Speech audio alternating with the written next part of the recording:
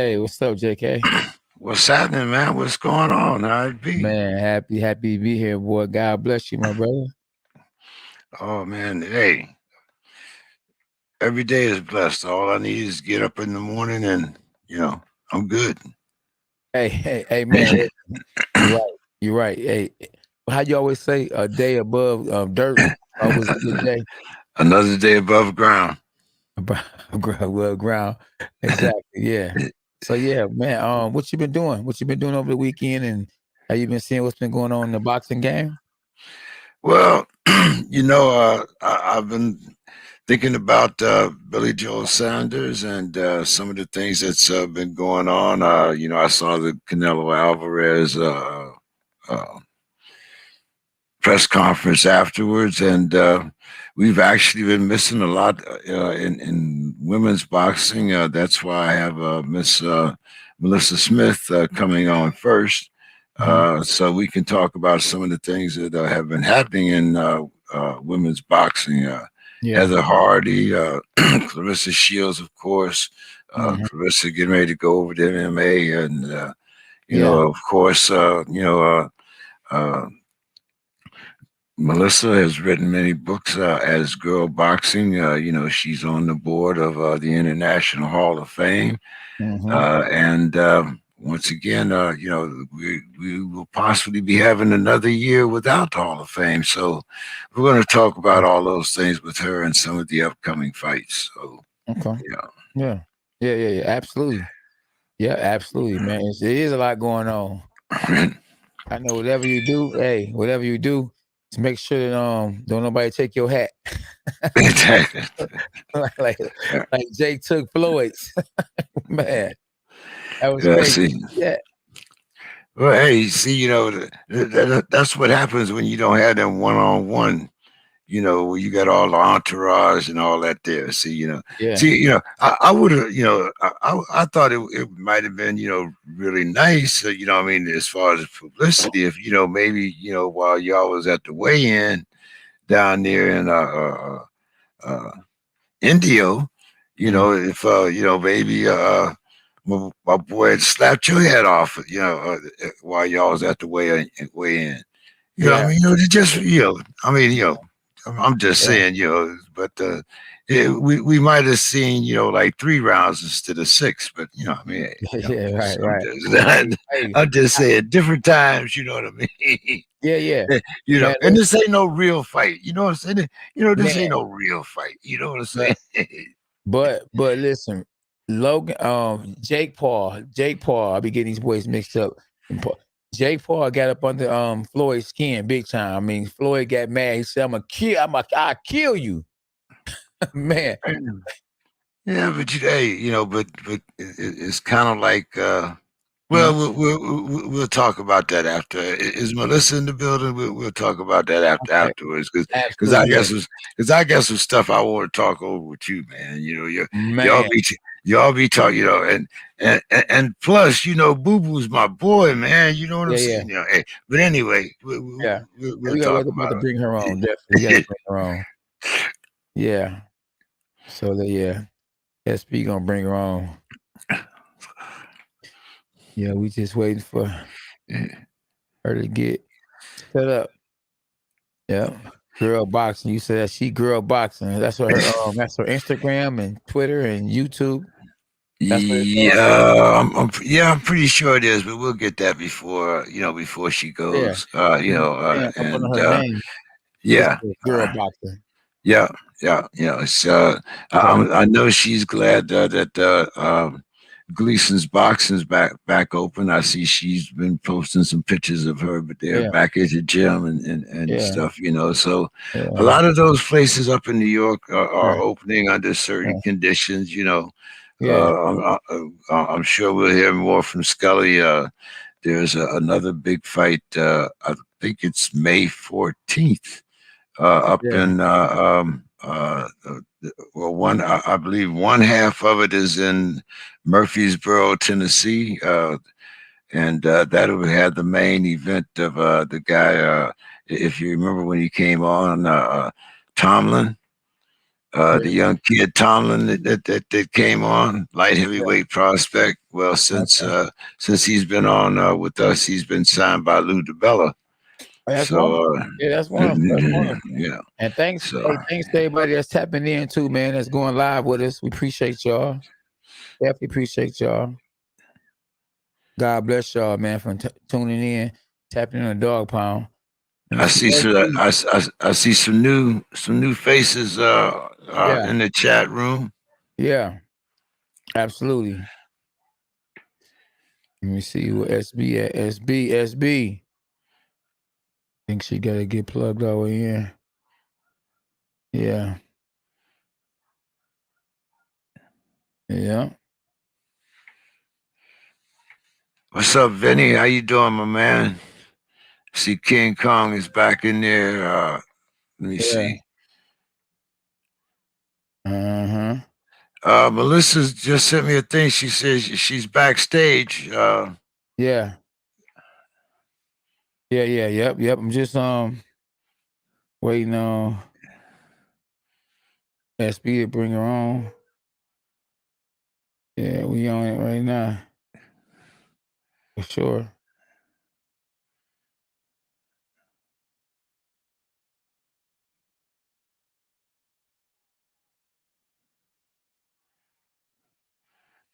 Yeah, she's on your East Coast time over there in New York City.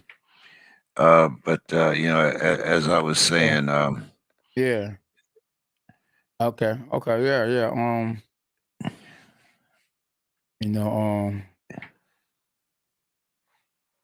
It's good. Just trying to figure out. I don't know. What's going on? Yeah, I see her though. I definitely see her. She about to get tapped in. When you trying, like SB, she trying to juggle so many different things at one time. But she in here helping me. Yeah, go back to the back to help herself. So yeah.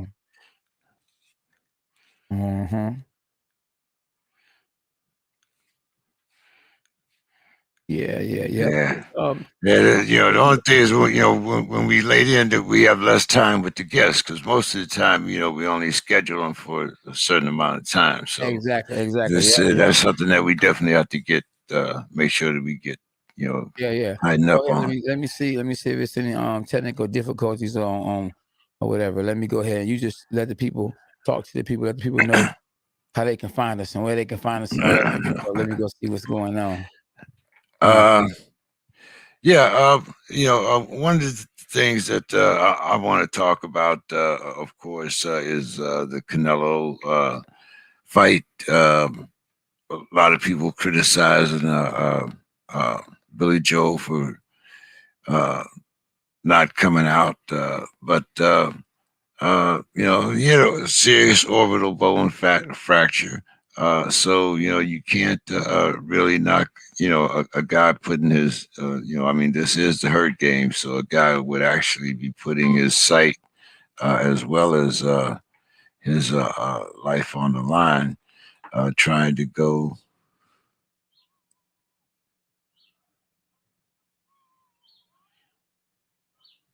Yeah, and that's Melissa. That's what Melissa was saying.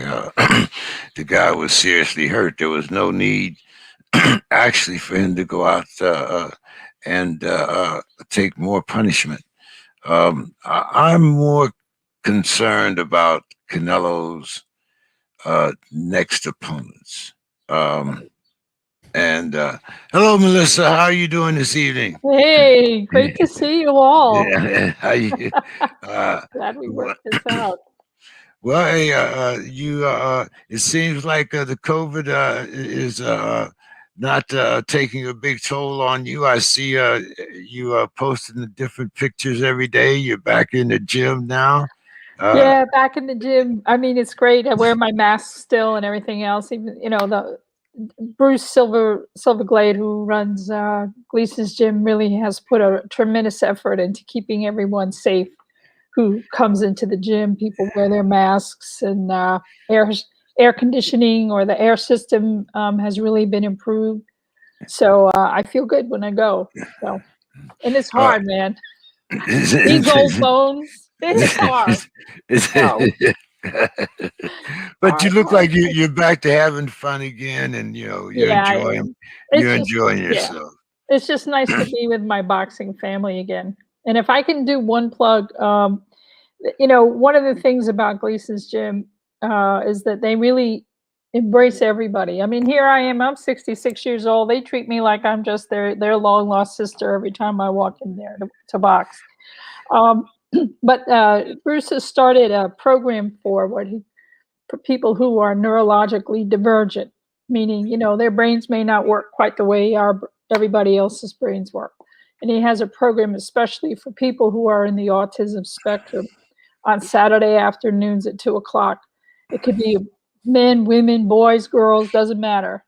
Can come into the gym, and they have developed a really slow, what they're calling the Gleason's focus method, a way of slowly breaking down boxing, non-contact, where they're teaching how to throw punches, how to slip punches, all the rest, get familiar with the apparatus, and feel comfortable and empowered with what they can and cannot, with what they can do, by really being purposeful and repetitive in how they teach in a very loving environment. So, to folks out there who may have family members or friends, kids of people they know who are neurodivergent, who are in and around New York City, this is really something to consider. There is a cost for the class, but if you have a difficulty to pay, hey, they'll give you a break. Just pay it on a sliding scale. So just something as we come back from this nightmare of COVID, something very positive is happening in the gym to try to increase the diversity of the type of people who are able to benefit from boxing.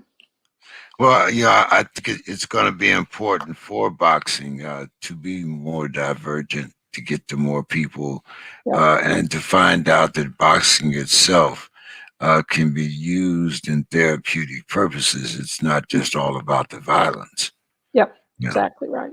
So that's a great thing to hear that he's getting into it, and I'm sure when people think of Gleason's gym, if he adapts it somewhere down the line, someone else, that's able to, or that that has that type of facility, will also be encouraged to adapt something similar. Yeah, absolutely right. Because if he's doing it and he can explain how, what their process is, and then other gyms or other kinds of facilities can take that on over time. Again, it's just a way of reminding us something that we may have known as kids coming up, that a boxing gym was the community, whether it was boxing with PAL in a city, on a city summer streets kind of program, or the many, many little small gyms. They were really part of the community. And with the loss of those kinds of facilities, it's really also been a loss to communities. So the fact that Gleason's is hanging in and then finding ways of expanding itself into community is, I think, really important, not only as a way of keeping us all connected, but as a way of reminding us of how important this can be. Physical activity can be to who we are as human beings, especially after what we've been through with the pandemic. So really happy for that. Now, not to really journey off into politics, but but I mean, we have seen an increase in crime in New York City, but we've also seen a decrease in the police budget. Is any of that money getting back to the community in programs like the PAL or the Golden Gloves community? Any of those things that used to benefit the community? Not really, no. And they didn't really lose any money, so that's a canard.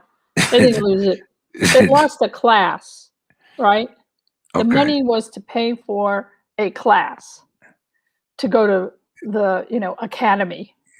It did not stop street program. It didn't stop anything. All that money did was it was like, accounting magic. Like, oh, we're going to postpone the next class at the academy. That's all it was, which was postponed anyway because of COVID. Hello. So Well, what's going to be interesting is, we have an election going on in the city, and to see what happens there in terms of who will be elected, all of the yada yada yada going on with all the candidates right now on just precisely these kinds of questions. I will say this: if you call 911 now, you will be asked, do you need the police? Do you need to file? Is this a police emergency? Is this a health emergency? Is this a mental health emergency? That third is new. So you can identify a situation to say it's a mental health crisis happening. So how that really plays out and who is sent and how that happens is, the data needs to be seen. But that is a third choice now when you call 911 in New York City. Well, let's get into some boxing. Boxing, here. yeah. Okay. Yeah. Since the last time that we've seen you, there have been a lot of news on the women's boxing front. So, absolutely. By you being the author and authoritarian, I'm going to let you start where you want. Well, Heather Hardy's, Yeah, I mean, we have a big fight coming up, on Friday the 14th. There's Lou DiBella has put together a fight card. Lou DiBella being the New York-based boxing promoter under DiBella Entertainment. He's been he was one of the first independent promoters to really sign women and bring them along, and he has continued that commitment. And sort of his two premier fighters are Amanda Serrano and Heather Hardy. Heather Hardy lost. She had a title with and lost to Amanda Serrano in December of 2019, something like that, and hasn't fought since. But she is going to be back in the ring on May 14th.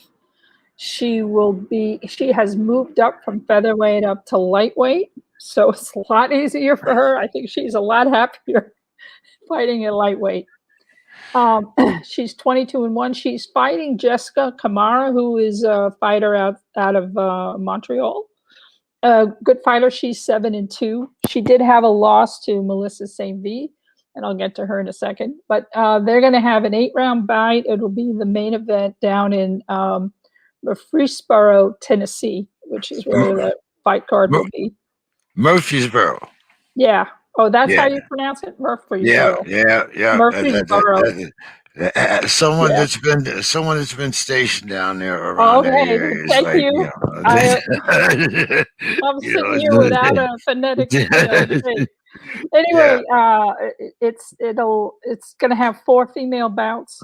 Some really good people. You've got Melissa, as I said. Heather Hardy is headlining, and then the co-main event is lightweight. Melissa St. V also fighting at lightweight. She'll be taking on Olivia Garula.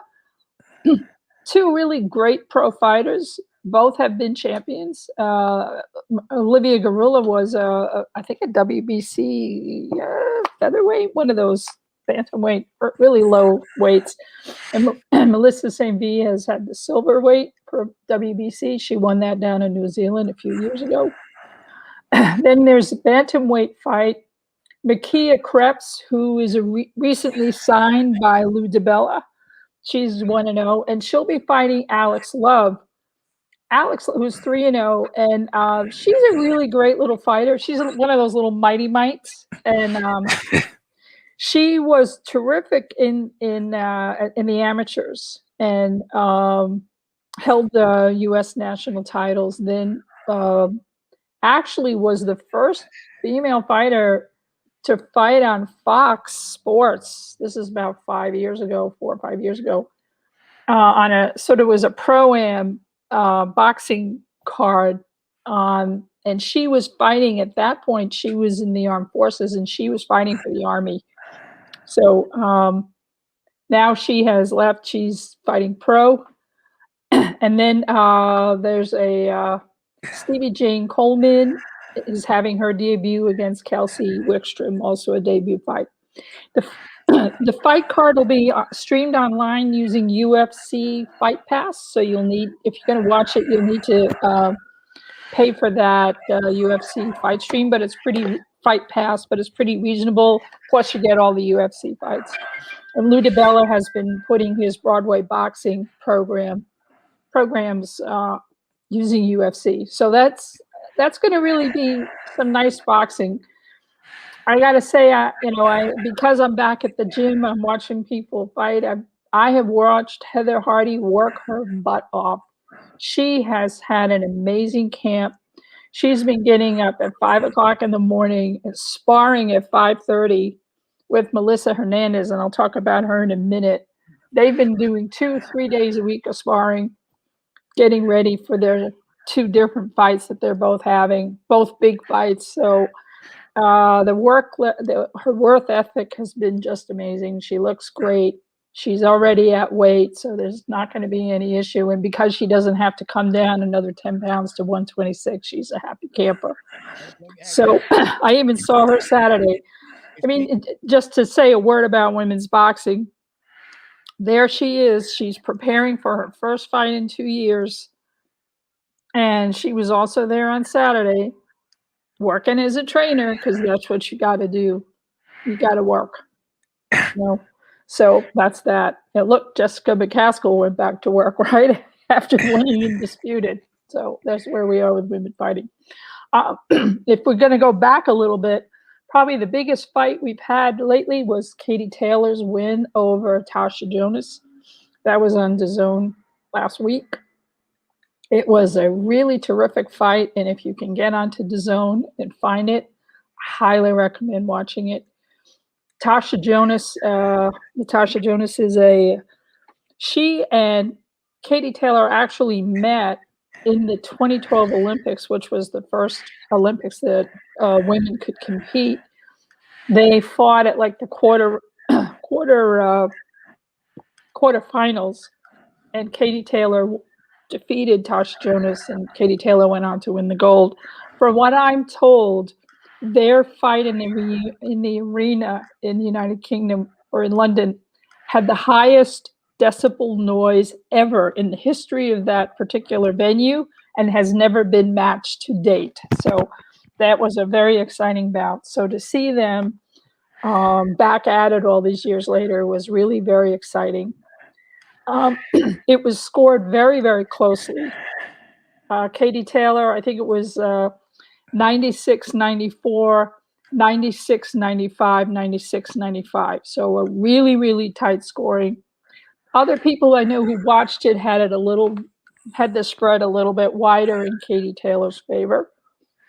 And in the first 2 rounds, Tasha Jonas really kind of held back. She was, I think, nervous more than anything else, and you can see from her body language she was very tight, and rather than coming in, she was reaching in rather than really bringing her whole body with her.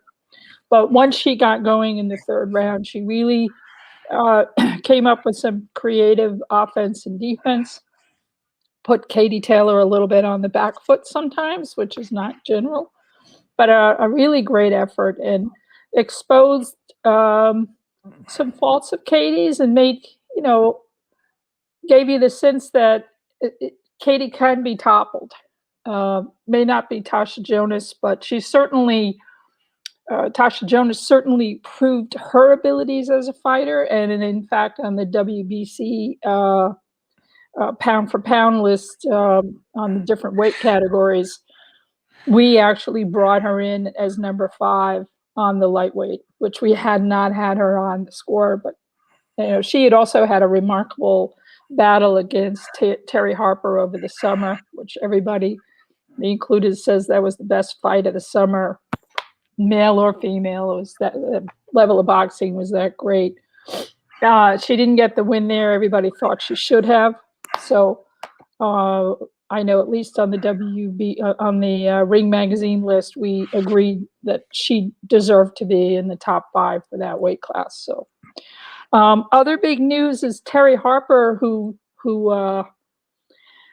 now holds 2 featherweight belts, was preparing to have a unification bout against Hwan Mi Choi on May 15th.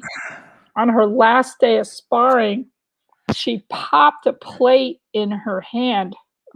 She had injured her hand in her last fight, had to have surgery, had plates put in, and had been told everything was okay. She could move forward with boxing again. And again, on that last day, she popped a plate, which caused her to have to cancel the bout.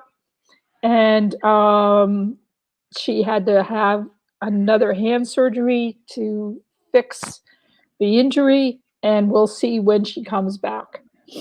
There are 2 other fighters who hold belts in that category.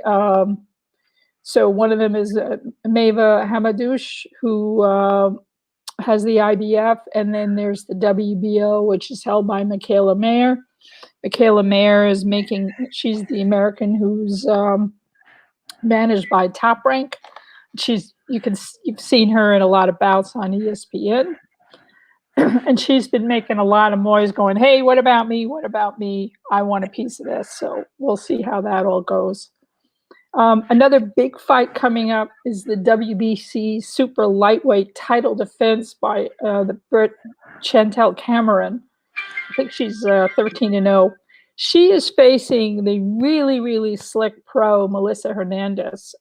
Melissa started in 2005 as a pro. She's 23-7-2. Her losses, some of which were, she was her own best enemy. Or worst enemy, and that she may not have been as prepared as she needed to be. But she has been in some real battles. Tough trilogy against Jelena Rajenovich and Layla McCarter. She's held world titles, and this is going to be an interesting fight. Melissa is 41, but I can tell you she's in the shape of her life. Yeah, and she's been the other side of the Heather Hardy 5:30 a.m. sparring. Hello. And highly recommend that folks get ready to see this fight at the end of May. Be on DAZN. We can barely hear you, K9. Okay, yeah. I was gonna ask her. Melissa, is Melissa the young lady from New York? Yeah, she's originally from the Bronx. Yeah. She's Puerto Rican. Okay. And she didn't want to speak like the Miss Chalet. She'd be like, "Hello, I hear you." No, that's the other Melissa. No, that's Saint-Ville. That's Saint-Ville. Saint-Ville. She's Haitian American. She was born here, but she's from Haiti. Yeah, she is. Talk about infectious. Oh my God, that girl is the best. She just exudes joy. Yeah. We had her on the show back in the day, and awesome. She's the one. I think she has the girl with the autism. Yes, exactly right. Right. She is.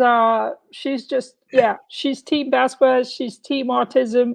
Yeah. We were talking before about that, and she has just been such a huge advocate for that. She's all over social media. Melissa Hernandez. But she always sounds like she's just got finished from a hit of helium, though. Yeah, exactly. I am fairy dust. She is fairy dust. In my heart. Yeah, she is awesome. We actually did a magazine together before. We were actually both in a magazine together. Oh, awesome! That's great. For a minute. She's great, and she's also on one of going to be on NBC's Ninja program. Yes. Okay. She just participated in that, and I think in early April she was a contestant on the Ninja show. So you'll see her, and she wears the tights for autism. So you'll see her with the symbolism of autism when she's on that Ninja show. They haven't showed it yet. Hasn't gone online, hasn't been aired yet. I think it's at the end of May, beginning of June, something like that. Okay. And then Melissa Hernandez, Hurricane Shark, she's got a lot of tats, a lot of attitude. Okay. Total pure Puerto Rican Bronx. And she is the slickest fighter I've ever seen. She is slick. Okay. Totally slick. Comes at you from a lot of angles. Can really is always really low in her punches. She's not very tall. She's maybe 5'3". So it's going to be interesting for Chantel Cameron, who's a much larger woman, to try to box her. We'll see. I really recommend it. She was supposed to fight Michaela Mayer last year at Madison Square Garden on St. Patrick's Day, which is that classic that, in New York, you always like to have an Irish fighter and a Puerto Rican fighter. That is like the day. But it was canceled because of COVID. And then when Michaela Mayer came back and finally had a fight, they didn't even want to deal with Melissa anymore. They went to Helen Joseph, and then she's had other fights since then. So this is really an opportunity for Melissa Hernandez to kind of come back into the limelight at the championship level. And whatever happens, I highly recommend that fight. It'll be on DAZN end of May, and something really worth seeing because, as I said, she is a slick, old school kind of fighter, not afraid to engage at all, and really puts her opponents on edge and is in the shape of her life. So if she's going to have that opportunity, this will be the fight for her to be able to do it. And where are we at with the women's Olympics team? Are we going to have a U.S. team? Are we going to have women's boxing in the Olympics? Yeah, we're supposed to. It's so controversial right now with what's happened in India. Asia is a mess again in COVID. As you know, India is just a disaster zone, but there've also been a lot of increases in cases in Japan to the point where there's now a real large movement in Japan to say, no, shut it down, hold off another year. So it's kind of hard to say.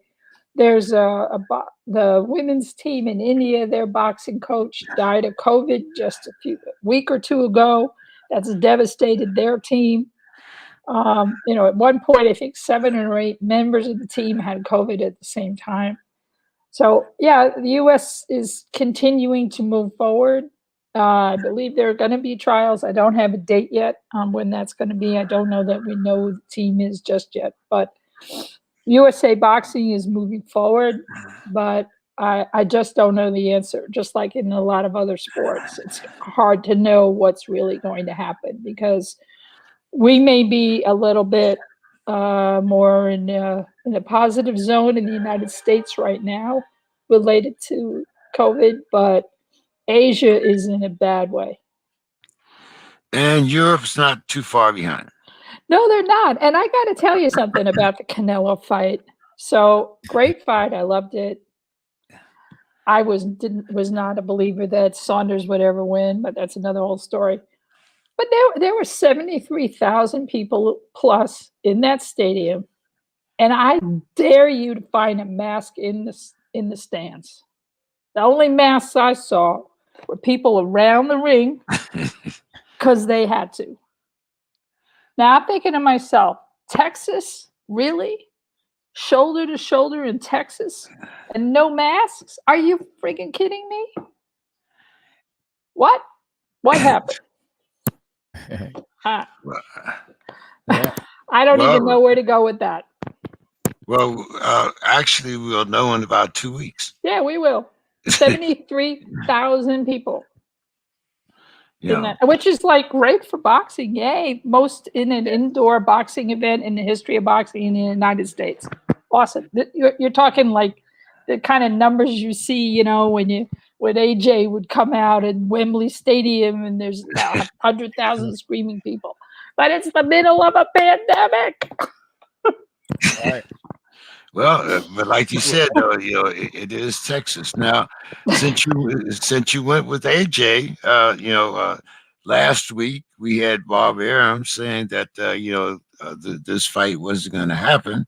Now today I'm reading that it's going to be signed for Saudi Arabia. Yeah.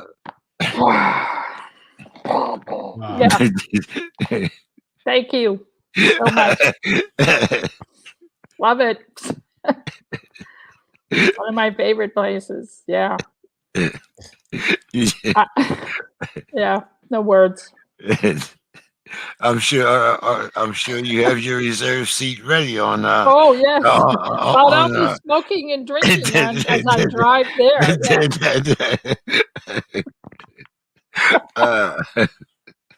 uh, but now speaking of the Canelo fight, what did you think about the press conference afterwards with Demetrius Andrade and his father? Oh man. You know I had to bring it up. Let's go, champ. Let's go. That's my boy. What can I say? Hey.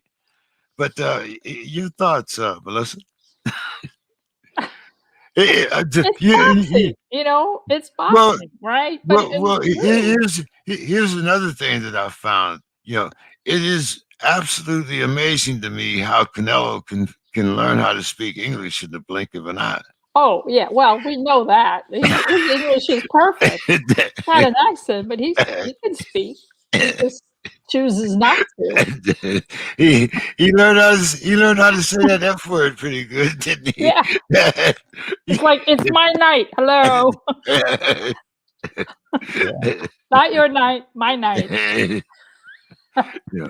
It's boxing. That's what that's about. And listen, I remember Shelly Vinson.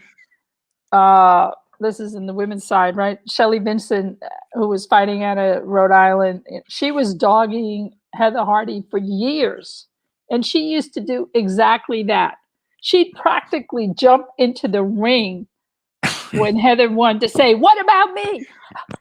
What about me? When are you fighting me?" And they finally did have a fight, and Heather creamed her. But that's another story. I think what everybody wants is that Billy Joe got $8 million, right? Yeah.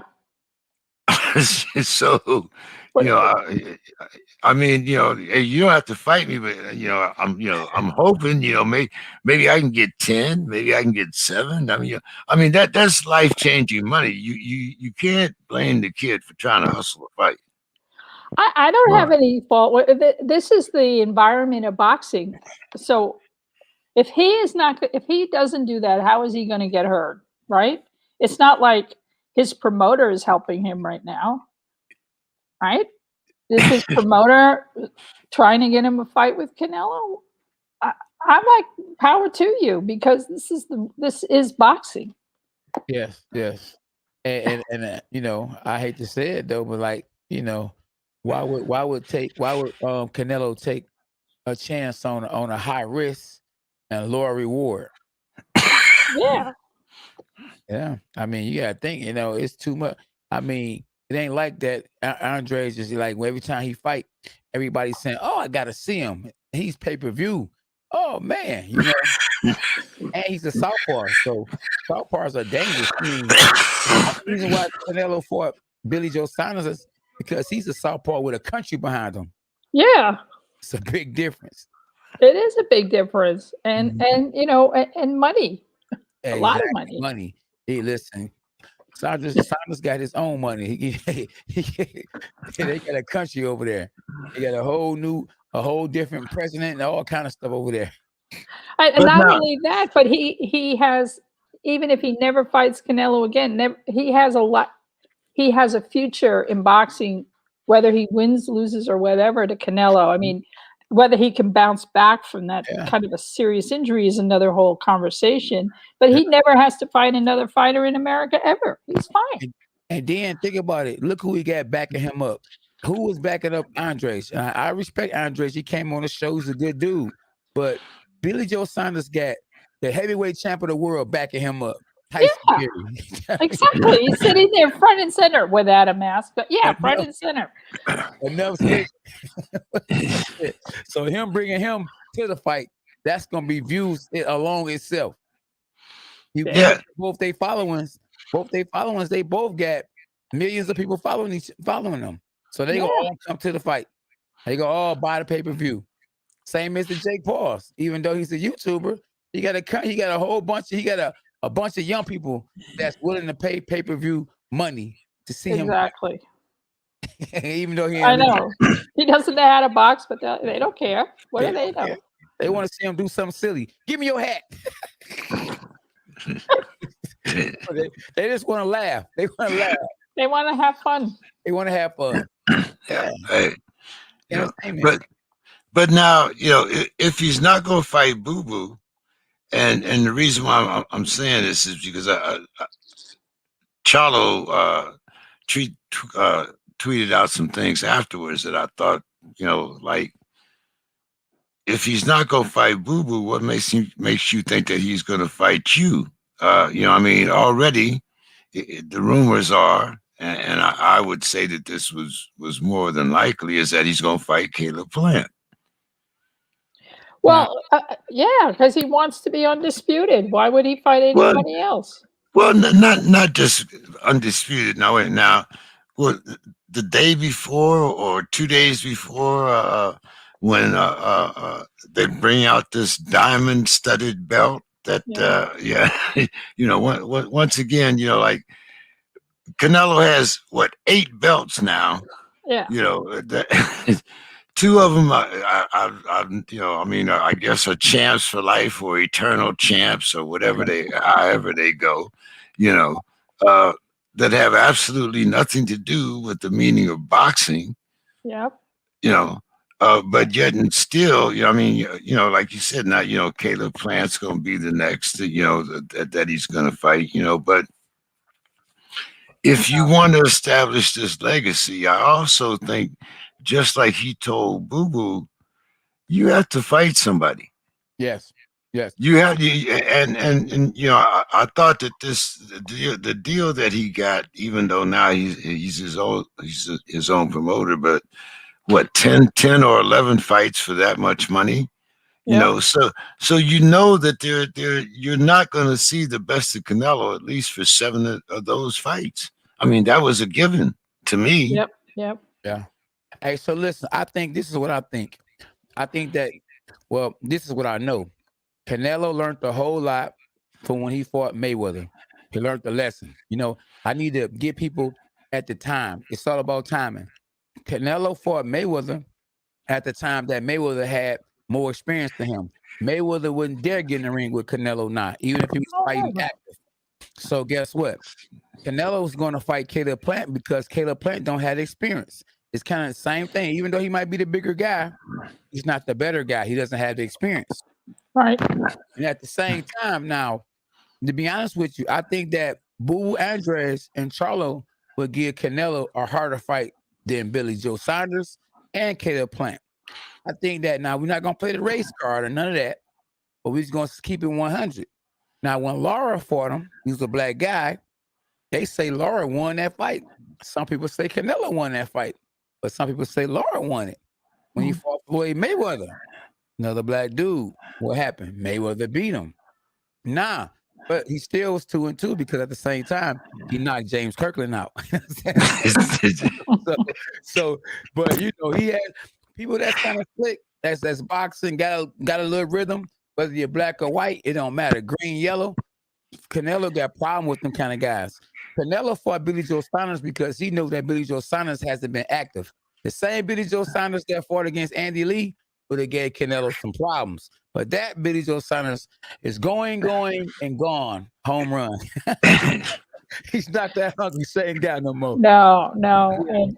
And look, that uppercut, Canelo found a home for that from the second round, right? Exactly. So that and the body shots, he was breaking him down. Yes. I think Canelo knew that he was going to fight Billy Joe Saunders more than Billy Joe Saunders knew that Canelo was going to fight him. I think you're right.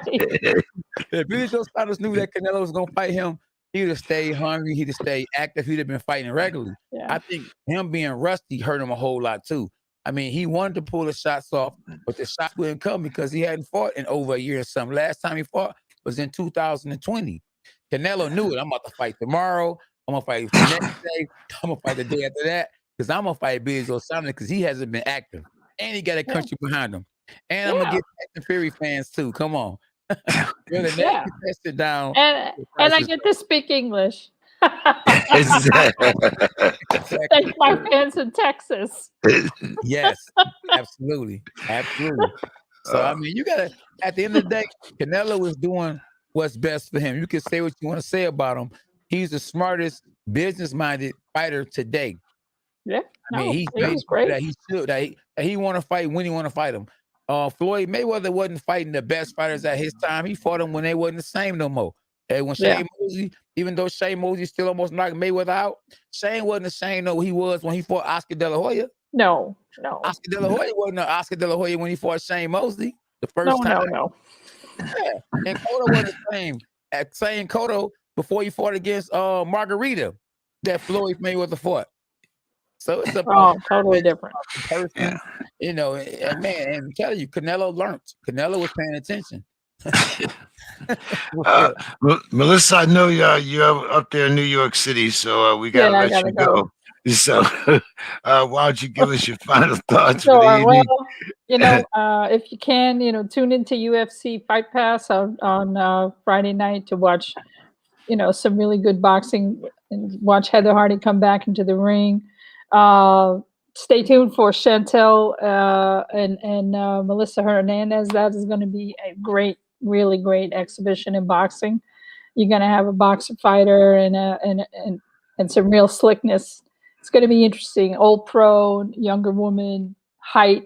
Got a lot of different variables and worth seeing. It'll again be on DAZN for WBC super lightweight.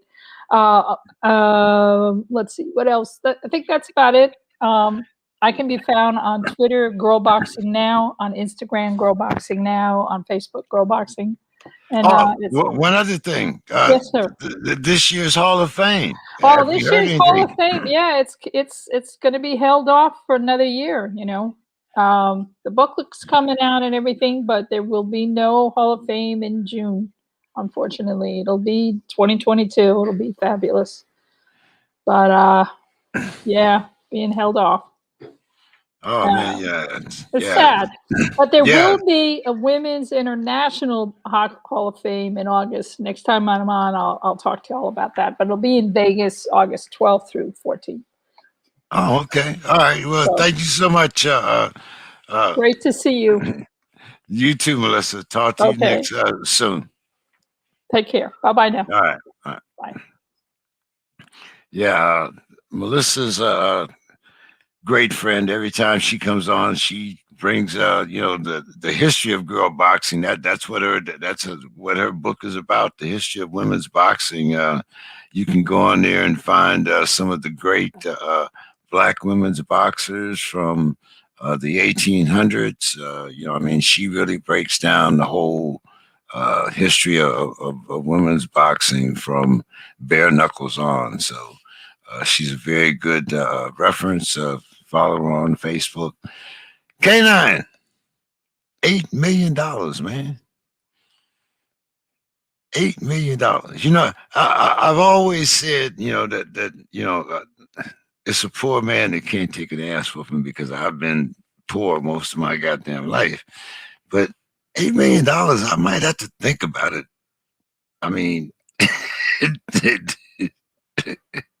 we can't hear you, man.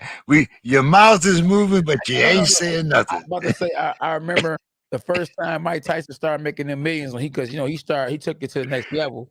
People was like, man, I get in there and Mike Tyson just swing at me and I'm going straight to the bank. I remember, boy. I remember those days. But what they don't understand is that if Mike Tyson hits you, you might not be the ghost. You might not leave for the hospital. You might Well, see, this is the difference between Billy Joe Saunders and Kell Brook. Yeah. See, Billy Joe Saunders fought for his $8 million. Yeah. Kell Brook took his money and went home. Oh yeah. Yeah. Which one? Hold on. Which one are you talking about? When he fought against Triple G? No, his last fight. Oh yeah. It's over with. Yeah, it's over. So what he fought against was that? Who was that he fought against and lost and just? It was. Yeah. I can't even. I mean, was that Canelo? No, it wasn't Canelo. It was either Errol or it was one of them guys. Who was it that beat him up real quick Yeah, I and know just got Errol him? Spence beat him up. Somebody's. I know somebody's up here on. Somebody just said it. Crawford. Yeah. Okay. Yeah. When Terrence beat him. There Yeah. you go. Exactly. Yeah, man. Hey. Yeah. But Billy Joe Saunders earned his money just in the beating he took to the body. Oh man, yeah. But I mean, come on. I mean, I don't know how I can't. I ain't. I'm not him, so I don't know what he was feeling. None of that. But man, it just seemed like he just threw it in. Like he didn't go out there. If I get hit in my eyes messed up. Best believe I'm not gonna quit. I'm gonna go out there and just put my hands up. You can hit me wherever you want to hit me, but you ain't hit me in this eye. You know what I'm saying? I'm gonna be moving like this with our hand up here blocking in the eye. You know what I'm saying? I'm gonna but see, as it is now, he might not see again. He broke his orbital bone, so I can understand since I've had surgery on this one eye at least twice. Exactly. I'm not having nobody Now, at the end of the day, we done found out what done happened. Now it's a different story.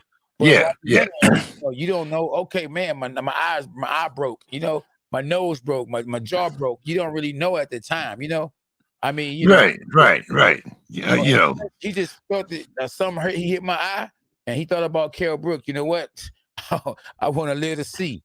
I want to live to fight another day, or I want to live to be with my family. And plus, I'm rich. I got enough money to go get this eye fixed. Absolutely. No, I don't think. No, you're right though. They can do that now. Yeah, you're right. They can do that. It ain't got to be glass no more. They can do.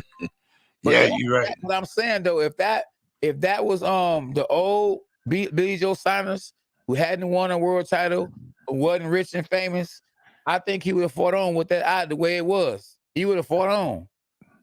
But when you get I know you get relaxed. You done made some money. You inhale, you exhale. You say, a different ball game. Hey, I'm telling you, Andres ain't as hungry as he was. He making money now. He a millionaire. Man, I see he fight when he want to fight. Man, if I get the Canelo fight, I get it. If not, I'm straight. But who's he going to fight? See, now you know what I would like to see. Yeah. And I know it's not going to happen. But what I say? But okay, what am I going to say? You like to see Crawford? I mean, you would like to see Charlo and Blue Andres, and the winner get Canelo. Thank you. I told you, boy. And the winner get Canelo. I felt you on that one. You feel me? But or if you really think that you all that, go up there and fight Scully's guy. Well, which one? At 172. Oh, yeah. And listen, he ain't took all of them. Hey, my Benavidez. Oh, no. Listen, they better put one of them crosses up like the Empire. Because he's going to get that blood. I'm telling you, a lot of it too. A lot of that blood. The Canelo better stay away from him. That boy can punch. That's how you talking about. Yeah. See, he fought a washed up Kovalev. Yeah. But I don't think that he's gonna fight a Benavidez. Right. Yeah. Right. Exactly. That's one I think he'll say, take the belt. And I'll go back down here where I got, man. But really though, man, did you see that belt? Who was it? That was it the WBO that made that belt for Canelo? That diamond studded belt, that new one that they brought out when he won after he beat Billy Joe. Remember who was it souleymane that brought out the new belt? That they made for the winner of the fight. Like they didn't know that Canelo was going to win the fight. Did you see the press conference when they brought it out? Oh man, yeah, no. Come on, man. You already know, man. Hey, listen, when a superstar fight, they always bring out some kind of belt. some kind of sweet belt. If it's Mayweather, if it's Canelo, or if it's Tyson Fury versus Anthony Joshua, they bringing out the jewelry for real. Now do they? You know, I know you got your belt. Yeah. Now does Canelo get to keep that belt? Yeah, of course. Man, they ain't gonna play games with him. If they take that belt from him, man, he'll tell them, "I'm through with you forever," and he'll say it in English. They don't want that. They want to have a relationship with him because he has a big name. And one thing. So does he have to pay for that belt to be sanctioned or? No, that might be just a belt just for his forever. Okay. They making so much money off of them. They like, hey, we'll spend 50,000, 75, 100,000 on making a belt to give to you because we earning millions of dollars from you just representing us. Okay. That ain't nothing but a tax write-off. That's all it is. We got another guest too, though, that's coming on JK. It's a young man. When you told me we need another guest, I said, man, we're gonna have Steve on the show. Steve is a young man who I'm training, and man, he set the fight June the 30th on a day when I beat Corey Spinks. So it's the anniversary of when I beat Corey Spinks, and so far he's lost about 18 pounds. So is he gonna fight down here in India? No, he gonna fight right here in Michigan. Okay. Yeah, right in Michigan. we go. He's in it live. He's in the room right now. We gonna put him on.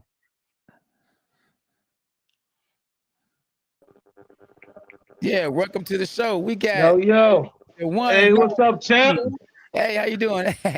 Good, let's go, champ. My co-host right there. That's James King right there. James King. That's Steve. What's up, James Steve? King? You all right, man? I'm cool. I'm out here in Cali. I'm cool as hell. I'm real good. Oh yeah, man. I'm gonna get out there one day. Yeah, man. What part? San Diego. Okay. I'm right out here where K9 won his title at. Yeah, absolutely. Oh, okay. That's my little right hand right here. What you doing? Say hi. Hey, listen. Until I say hey. Yeah, she gotta be all in. Yeah, she said. Hey, what's up, K9? Y'all all right? Yeah. So we just want to y'all go to play. a few questions, man, about boxing, man. So a lot of people that hasn't ever gotten a ring before that haven't boxed. I mean, tell me, because you just not starting to train, starting to box, but now you actually want to fight, and your trainer is me, and tell them and what you're doing in boxing and how boxing is good for you. Oh man. Hey man, I'm gonna quote one of your sayings. Health is wealth. Yes. For one, it's keeping you in good shape. Yes. Yeah, man. And so far, go to play. It's all right. So far, man. I mean, I love it. I got into it just to get in shape, and then the more I did it, I said I want to keep going with it. And this man right here has been nothing but the best of a trainer I could ever even imagine. Man, you some days I feel like you're trying to kill me, but I know it's gonna pay off. It's gonna pay off. Yeah. So man. How many pounds you lost so far? Almost 20 now. So yeah. Yeah, I came there, I was 230. I'm down to 212. Okay. Yes, sir. So it's working, man. Yeah. Hard work pays off. Now, 212, wasn't that Mike Tyson's favorite weight? Yeah, that was it. Yep. So I gotta get out there with the old Castillo model style. I'm a heavyweight right now, so. He be woo. Yeah. Hey, you see me in there? He got me on that custom model stuff, man. That's right here. Yeah, that's good. Yeah, absolutely. Yeah. So no doubt. I was telling him that I got a card. I'm trying to get this card off the line. I'm trying to fight June the 30th. I'm trying to promote the card. And I was on the card June the 30th, the anniversary of when I beat Corey Spinks. Okay. Yeah. And I told you that you down. You ready. You ready to go ahead and get that work? Yeah. I'm ready like yesterday. Once he gave me that date, I was like, I'm about to really start going hard. So, yeah. Yeah. Man, I'm ready. I'm Yeah, ready, but man. it's easy And we're 'cause gonna keep the tradition of good luck on that day going. yeah, Look at this girl. absolutely. So where's this supposed to take place, K9? I was thinking about having it at a gym called Gold's Gym, another gym I'm actually training at. But then again, I think I might have it at my cousin's gym, at Jab's gym. He owned a gym called Jab's, and I think I might have it over there instead. So is this gonna be a professional card? No. It's gonna be an amateur card. It's gonna be an amateur Okay. card. Yeah, it's gonna be an amateur card. I was thinking about having a pro-am. I was gonna be the main event pro-am, but I said, you know what? I don't think it's enough time for me to actually get properly ready, and I don't want to just go out there and just fight on anybody. I want it to be a real fight. Yeah, when you get old, it take a little bit longer for you to get in shape. Hey, but hard work, dedication, it's gonna pay off. Absolutely. Yeah. Absolutely. I just see some younger guys struggling with it, man, because their mind ain't there. So it's all about where your mind at. Exactly. Hey, who would you say is the pound for pound best fighter in the world, Steve? Because Steve watched boxing too. That's why we ain't just have him on here because it's my homeboy and because I train him. Yeah. Too, so who would you say is the pound for pound best fighter in the world right now? The best active fighter? Mean, I'm looking at what Canelo's doing, man. My hat goes off to him, even though me and you had a conversation about him possibly padding his record, picking his opponents. Yeah. So it's really hard to say, but just looking at it on paper, it is Canelo. It's Canelo right now. Yeah. I agree. You agree, James? I would have to say yes because right now he's the most active. So yeah, I would definitely have to say yes, but I mean there's a couple, fighters that I might put in the same category, but they haven't been as active. But I want to ask you something a little more personal. Yeah, he done fought a lot of weight divisions. What's up? Yeah. I know, like when you said that, you wanted to get in shape and whatnot, but there's one thing that, K9 has always stressed also, and that's you can't play boxing. I know. That's right. So what was it like the first time that you got punched in the face for real? Yeah. It was a wake up call, but it was almost like I anticipated it. So I knew what I was getting in there to do. So I was like, it was like jitters, and they're like, all right. So when it happened, I was like, okay, got that out the way. So yeah, just keep that keep that high guard, hand down, man down. so yeah. Oh man. Yeah, it was. So was it muscle memory that got you through that first initial shot, or was it I know that this is coming, so let's just get it over with? Yeah, a little bit of both, and that muscle memory, like we said too, and it comes into play. It's almost like instinctive. Yeah, man, hit you in the face, get my hand up. Yeah, exactly. It's just instinct. Once you get in there, instincts just start to kick it in, and muscle memory go hand in hand. Yeah. See, like you said, muscle memory. That's why I went and grabbed the stool the first time I had a fight. See, I understand what you mean. Go ahead, Ken. No. We good. We good. What would you say is the hardest thing about boxing? The hardest thing? Oh, I mean, because I have to say it's mostly mental. The hardest thing is just getting over like the nerves and knowing like I can do this, saying you can do this, and everything else is downhill. Of course, getting in shape, boy, getting in shape for it is But like I said, it starts up here though. Yeah. Once you get past that block and realize you can do it, it's all easy from there. Is boxing for everybody? I'm talking about far as rather than just fighting. I mean, you can just work out. Do you think that anybody can actually do boxing? And do you think it's a good way to release some stress some I mean some everything. You think boxing is just good, just overall for any and everybody? Like I said, that takes you back to the if your mind is there with. If, it's not for you if you don't have the mentality for it. If you think I don't want to get hit in the face, or I don't want to, then it's not for you. You know. But I'm saying I know a lot of fighters that can't box. Yeah. I mean, especially out of the street. You meet guys that fight every day, but if you put them in a ring, they exactly. Yeah. He gonna be waiting behind your car when you get out. Yeah. They say my boy Nate Robinson was real scrappy. With the Nate was a scrappy guy. It's a different ball game. Yeah, you're right. I think that the average street dude, I think more than anything, I mean, even more than getting hit in the face, because a lot of them guys is tough. I think they won't survive running. They I gotta go run. They think you can just go out there and fight. Exactly. You gotta hit the bag. You gotta jump rope. Mm-hmm. That's with your wife. You know what I'm saying? Too many things. You gotta quit smoking blunts. Yeah, man. Hey, Mike ain't for everybody. Mike Tyson. Everybody ain't willing to make them commitments. Mike Tyson said it ain't so.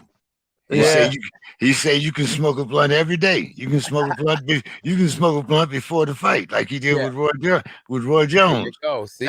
So hey, yes, that's great. I guess he was just meant for it. Mike Tyson was a different animal. Yeah. He was even coked up for a couple of them battles with Savasi. What's the guy name? Saversi? Yeah. He said he was coked up. But being coked up is a whole lot different than being weed up. It's it's a whole different ball game. Anybody that tells you that weed will make you throw a jab faster, they ain't smoked a blunt or else they ain't thrown a jab. One of the two. Exactly. I don't know. Exactly. Yeah. But no, man, I appreciate you, Steve, man. Like I said, I just want you to chime in, man, and say what's up to everybody in the world that's gonna be watching live on the Dawg Pound, man. I want you to meet James King, man. Me and James King, we've been homies for a nice minute. And I just want you to tap in, man, and want your daughter and them to say hi, and the wifey. Oh yeah, they all over me. Yeah, that's the squad right there. What are your goals going forward and training with me? What are you trying to accomplish, and what are you trying to do? When you before you done or as you continue, what are your goals? My goals is to do the best at it that I possibly can. Like I said, I got the best trainer in my corner, man. I ain't just saying that because you're sitting in front of me. Oh man, you got a bigger bark than you do, K9. Did you not bark too, man? What's up? Hey, my bad. Big dog. Big dogs. Yeah. Hashtag dogs us. Look at us. That's right. Dawg Pound, baby. Dog Pound. Steve, you on any social media? Yeah. Yeah, man. I got Instagram, HD Stevie. Man, what is it? Oh, my I got a brain fart. Hey, HD Stevie 530. Facebook Stephen M. Jeter, Jeter. Okay. Yeah. That's it. You got some of them Derek stacks in your pocket, man? I wish. Man, I gotta hit him up, man. He changed his number. They do that when they get famous. I know. Hey, James, he over there looking like he from the East Coast, real like he could Ice Cube or somebody. Let's see him for sure. Oh, it's the shirt. I already know. I got the hat. WA. And I was actually Easy E one of them Halloweens. Like what was it? Like 2015. Yeah. Okay. Well, you should know by now. Easy does it. Yeah. Man, in 2015, you had to be 2 Easy E's. Yeah. Shit. Easy E ain't never weighed over 115 pounds. Yeah, I know. Yeah, so I'm more like Ice Cube. Right. Oh yeah. Hey man, And that's muscle. Show, man. Yeah, You say what? Up, man. And I see you in the gym, man. Tell the family, everybody I said hey, and I will. thank you for allowing you to spend some time with us once again. No doubt. All right, man. Hey, bro. Good meeting you, Mr. King. Y'all gotta have me again, man. It's been a pleasure. All right, man. Hi. How you doing? How you doing, man? How's everybody? Happy Mother's Day. Good. Happy Mother's Day. Oh, thank you. You're welcome. Yep. All right, my dog. I'll holler at you. Take it easy. All right, in a minute, fellas. All right, All right. All right now, y'all. I turn this thing off now. I don't even know how to let me see. All right, fellas. All right. That's how you turn it off. This bite. They just bite the knob off, right? Yeah, absolutely. Yeah. Oh man. Oh yeah. Yep. Man. So we got some fights coming up here, man. I know we didn't talked about it before, and but I think I'm kind of like Melissa. I'm glad to see fights come back. Yeah. But when I look at a fight like Canelo and I see 73,000 people, man, somebody indoors, somebody got paid for real. Yeah. Well, not only that, but somebody got sick too. Man, I mean, do we want to put that out in the universe? Well, I mean, it's Texas is out there. It's certain things. That just is just the way there is. I mean, out here in California right now, we can't have 73,000 people at an indoor site. Right. Now, if you notice where they've been having the fights out there in Carson, that used to be Stub Hub. Okay.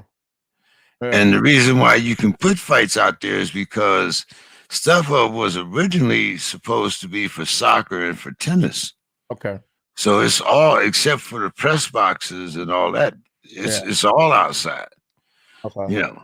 Yeah. And I would be, I'm, like if they would start, for instance, in Vegas, they have a brand new Raiders stadium out there. Yeah. I would be all for having fights in Raiders Stadium. I wouldn't mind, I don't know what type of arrangements, they have with Pontiac, but, where you have a building where you can circulate that much air, I wouldn't mind seeing fights in Pontiac, at the Detroit Lions, facility. Ooh. Anywhere where I could see those type of venues happening. Yeah. Right. But and that's as well as for the safety of the fighter as well as the crowd. Yeah, most of the fights now are in Florida. I was like, right when this pandemic happened, I was one of the first guys to fight in Florida when I fought in Florida in November. Yeah. Well, see, Florida's another state like Texas. Like, now Florida is wide open. Yeah. And it's up to the discretion of the mayor or, who's ever, it's up to their discretion. But as far as the governor is concerned, that they can, these events are wide open. But, hey, I'm just glad to see boxing back in the mainline venue. And I think, what impresses me more about that is that we had genuine fighters. You know, I mean, I know we got the, the Bens and the Logan Pauls and the Jake Pauls and all. I mean, I understand that, but Yeah. I want to see boxing, man. If I mean, there's a reason why I don't watch WWE. Yeah. Exactly. Yeah, Right. Yeah, exactly. It's fake. Right. It's fake. Hey, look, do you want some fake money or some real money? but see, that's the thing. I mean, but they're getting paid in real money. Real money. You know what I'm saying? I mean, exactly.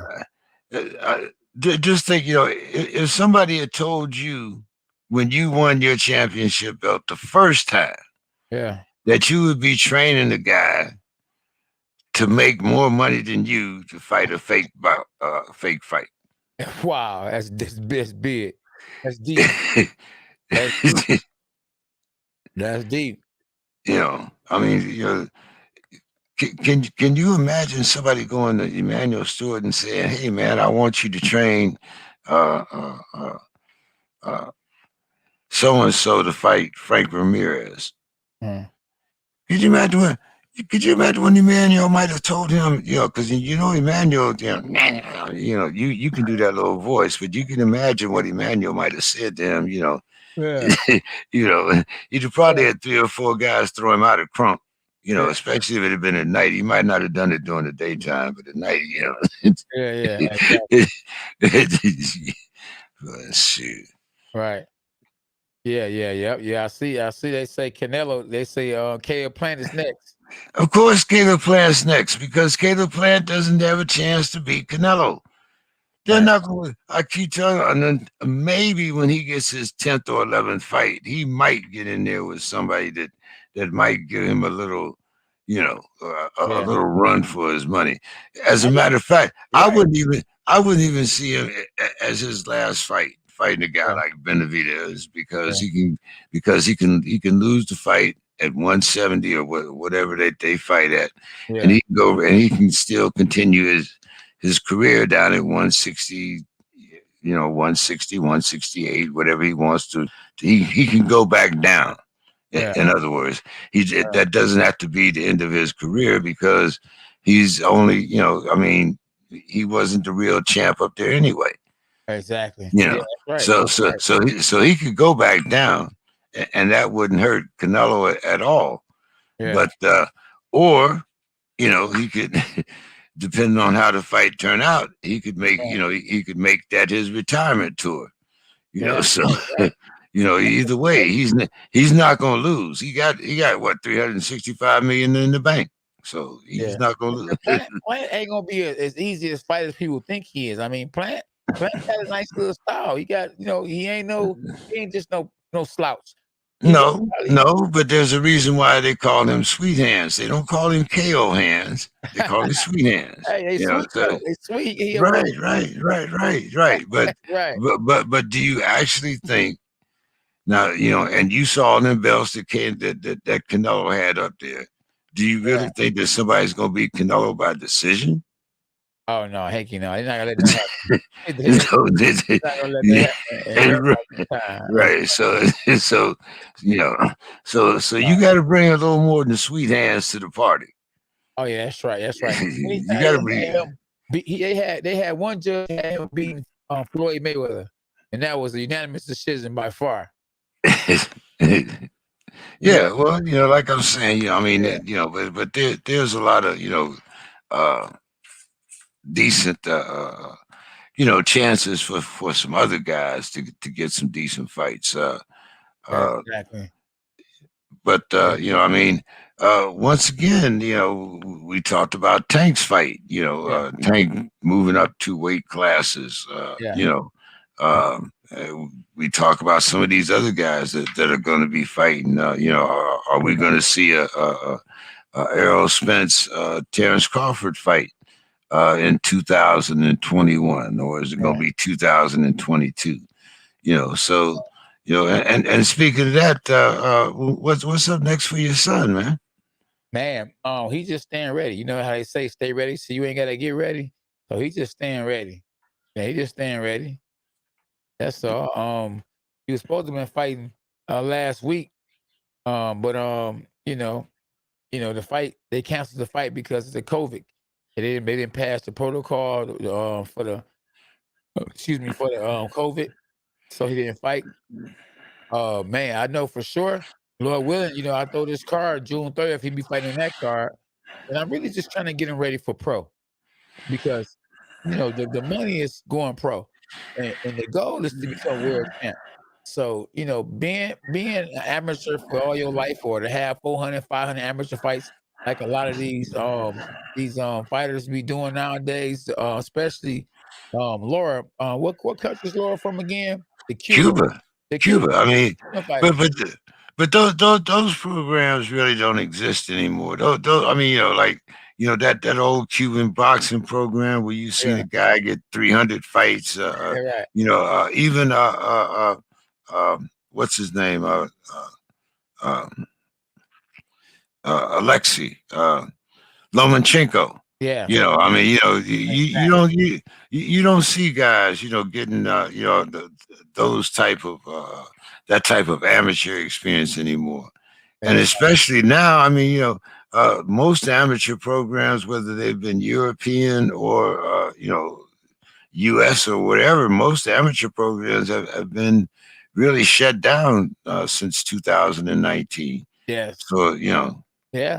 But boxing is slowly but surely getting back to normal. I mean, they went from not having no fans in the arena to having 70-something thousand fans in the arena this past Saturday. Let me rewind that. 70,000 some fans were in the arena at the Texas Stadium. So I mean, we almost back to the money. We almost back to the money. Big time. I'm talking about big time because guess what? It's money out here, but it's more money when you got the fans there because the gate gonna be a lot bigger. See, the money ain't the same, and that's the reason why Clarissa Shields wasn't able to fight in one of these main event fights because these networks didn't have the money to pay someone that was on the undercard or a woman who would be a main event fighter who didn't have a female that can match her celebrity.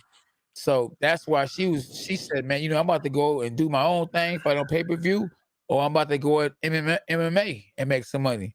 So, but now, boxing is back. So, and you got fans that's actually in the arena. So, it hasn't never went anywhere, but it's back where you get the fans there.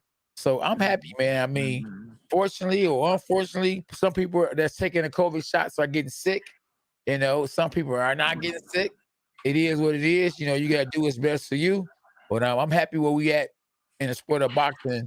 I just wish that we can get these best fighters, the best fight the best. I want to see Errol Spence versus Terrence Crawford. I want to see Canelo versus Boo Boo Andres or Canelo versus Charlo or Canelo or Charlo versus Benavidez.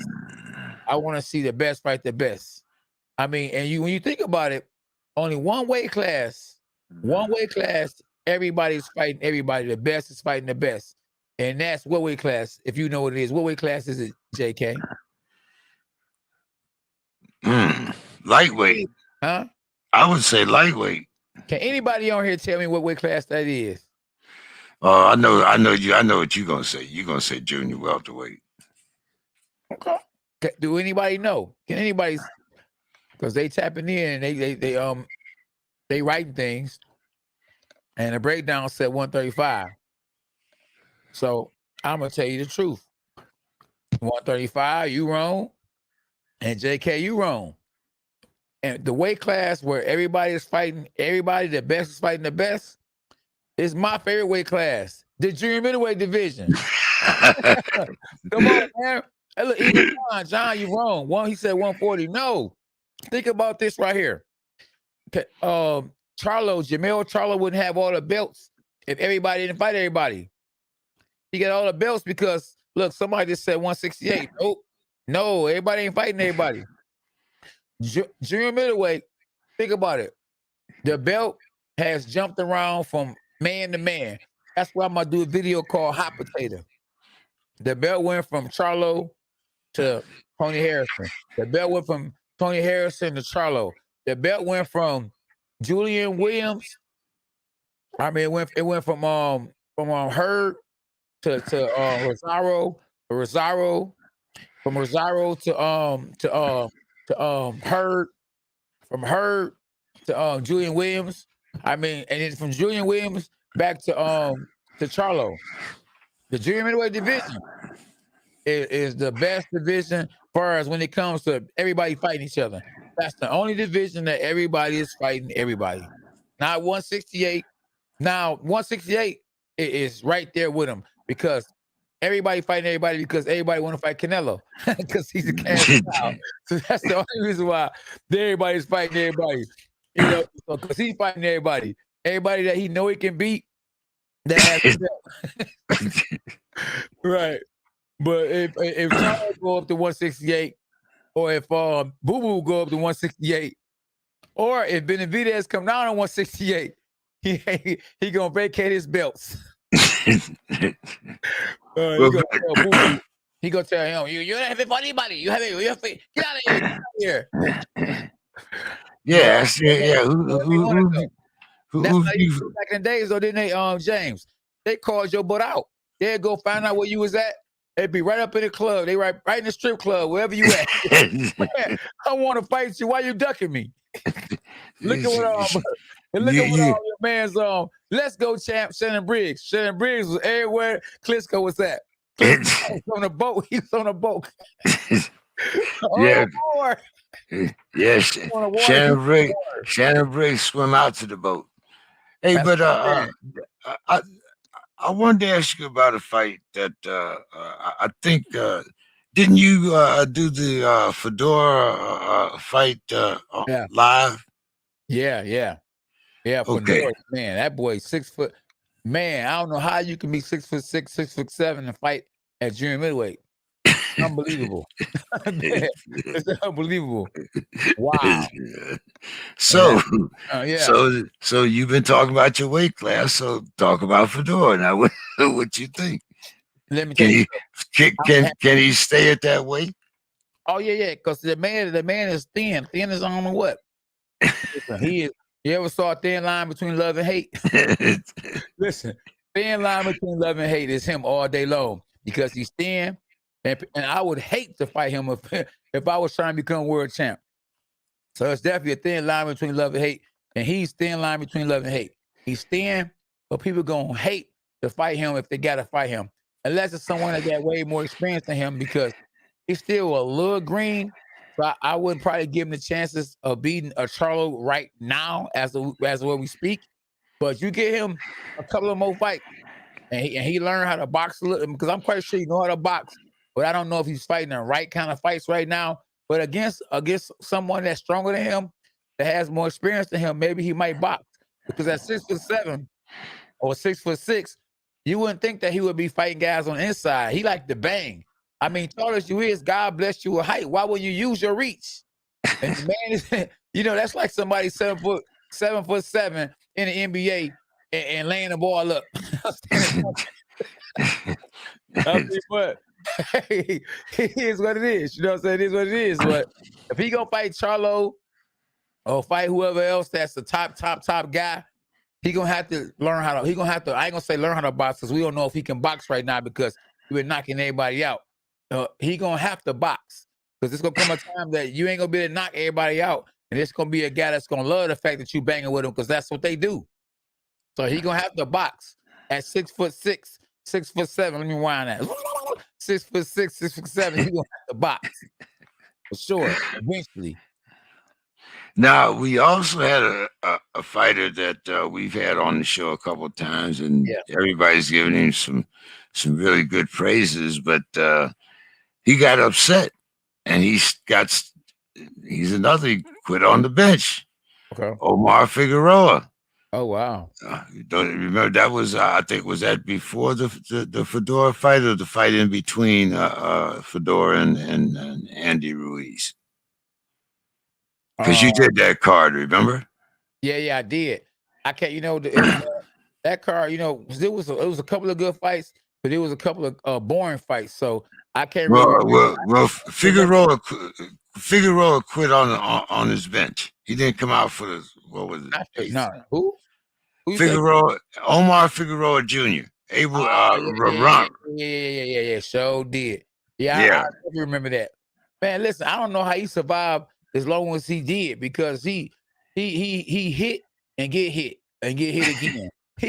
Listen, he is. Well, anyway, Abel Ramos is no slouch, man. I mean, you know, he's been around for a little while. Yeah, but the thing about it though, you got to think. The thing about it though is that you know Figueroa's best days are behind him. A lot of times when you lose your first fight, you know people ain't scared of you, or your style has been played out, or people don't figured you out. I mean, his best days are gone. It's a home run. That's right. It's gone. And then it only worked for him. That style is when he was in the smaller weight classes. He can walk through those guys and take the little smaller guys' punches. You can't take a welterweight's punch like he was able to take a lightweight's punch. You know, they hitting harder. They coming from a higher weight class than the guys you were fighting when you were in the lower weight classes. So, you know, these guys are punching harder. You could just go look at his fight. Go look at his face. Yeah, he was like, man, hold on. Man, listen, boy. And I don't know. I think it's just his trainers, they did a terrible job. I kept on saying on the live, why isn't they stopping the fight? I'm wondering why the referee ain't stopped the fight. I mean, everybody, even the commission, everybody did a terrible job when it came to that fight. I mean, the man, he was begging for them to stop him, but he said, listen, man, if y'all gonna stop it, ain't gonna stop it. I'm gonna keep fighting. But you could just see in his face, he wanted to stop, but nobody was stopping for him. I mean, God, he was curved out. I mean, for real, he was getting hit too much, man. That was terrible. Everybody that had a part in that fight should be fired, or either they should be sent to jail. Because it was it's the lamb saying it was bad. It was bad. It was seriously bad, man. I couldn't believe that. That was terrible. That was, man, it was super bad. Super bad. And I ain't talking about what's my man name? The fighter that Emmanuel Stewart had. He called him super bad. That was super bad. And I ain't talking about the fighter. Yep, absolutely. Well, now, Triller got another one coming up June 5th. Teofimo, he now has he's fighting Cabosa. Yeah.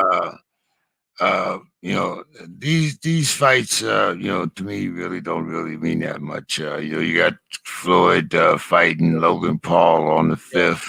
Yeah. You know, but then, you know, like we had talked about, you know, Vasily coming back on the 26th. We're going to have to talk about that as things come up more and more. But what do you think about this fight this weekend put on by UFC Fight Pass? And to find out that most of these fighters are Lou DiBella fighters. The four ladies bouts. Tyler Tomlin, the kid that we had on not too long ago. I wanted to get him on, but he's not going to be a part of the streaming. What do you think? You know, we've seen Top Rank dab his toe in their toe in women's boxing. Do you think, you know, what do you think about Lou here? I mean, you know, Lou is one. Go ahead. No, I was going to say, no, before I get to that, though, I wanted to say that, you know, the fight that was going to happen, I think it was on the 5th, it actually got pushed back because that's the same date that Floyd Mayweather and Logan Paul deboed Triller out of that date. So they ain't want to, you know, they did not want to compete with Floyd Mayweather and Logan Paul. So they actually switched their date. And according to the breakdown, he said it's going to be on the 16th. But yeah, I remember they switched that date. And I'm like, that's the reason why boxing, you know what I mean, is not where it could be. Because, you know, these promoters, managers, they don't care about the next person. It's all money grab. It's me. And if they actually got along, we would see better fighters or better fights. The reason why we don't see the best fights in the world is because, you know, Bar Arum don't get along with Al Heyman, or Al Heyman don't get along with Eddie Hearn. I mean, we can do like Rodney King if we can all get along. Oh man, everybody will be fighting everybody. Despite it's a lot of money out here and people are spoiled now.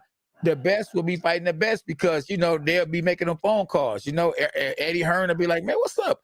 Even Dana White will be in the game. He wouldn't be keep on talking about some. He won't be in now. They think I'm gonna go in. Yeah, I'm gonna get back in now.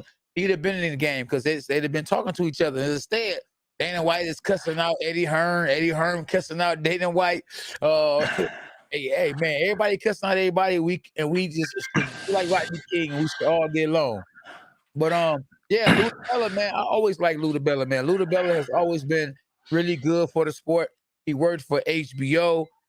He has a gang of knowledge, a gang of experience, and he does boxing a lot of justice because he's not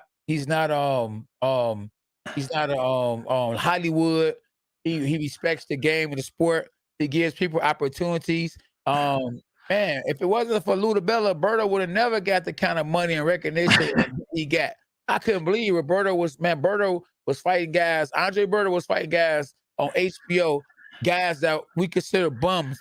He was making $750,000 before they was actually giving that money out like they're giving it out now. Before the Al Haymans got out here and you knew exactly who Al Heyman was and knew it wasn't Sam Watson. So, but I'm happy. I'm happy for the women. The women, the ladies, they deserve it. I mean, I think justice is being served.